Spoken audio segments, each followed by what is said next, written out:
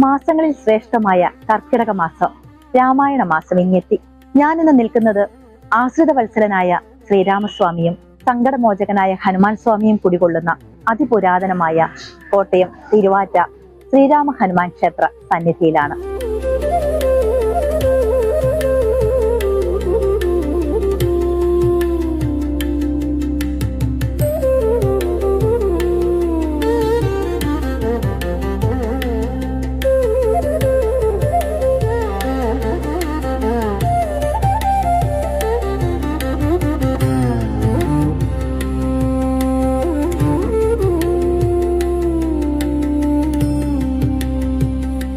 പാണ്ഡവരുടെ വനവാസകാലത്ത് യുധിഷ്ഠിരരുടെ നിർദ്ദേശപ്രകാരം ധനമ്യ മഹർഷിയാൽ പ്രതിഷ്ഠിക്കപ്പെട്ടതാണ് ഇവിടുത്തെ വിഗ്രഹം എന്നതാണ് ഐതിഹ്യം. ഇവിടുത്തെ ക്ഷേത്ര മേൽശാന്തി ഹനുമാൻ കല്ലെന്ന് വിശ്വസിച്ച് സ്ഥിരമായി പ്രാർത്ഥിച്ചു പോന്നിരുന്നു.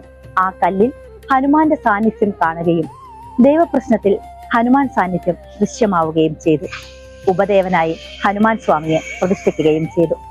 ഈ രാമായണ മാസത്തിൽ ഗണപതി ഹോമം, ഭഗവതി സേവ, രാമായണ പാരായണം, നാരായണീയ പാരായണം, സംഗീത കച്ചേരി NU സഞ്ജയ് ശിവയുടെ നേതൃത്വത്തിൽ ജൂലൈ 17 മുതൽ ഓഗസ്റ്റ് 17 വരെ രാവിലെ 5:30 മുതൽ 7 മണി വരെ ശ്രീരാമ ഹനുമത് സംഗീതോത്സവം ഉണ്ടായിരിക്കുന്നതാണ്.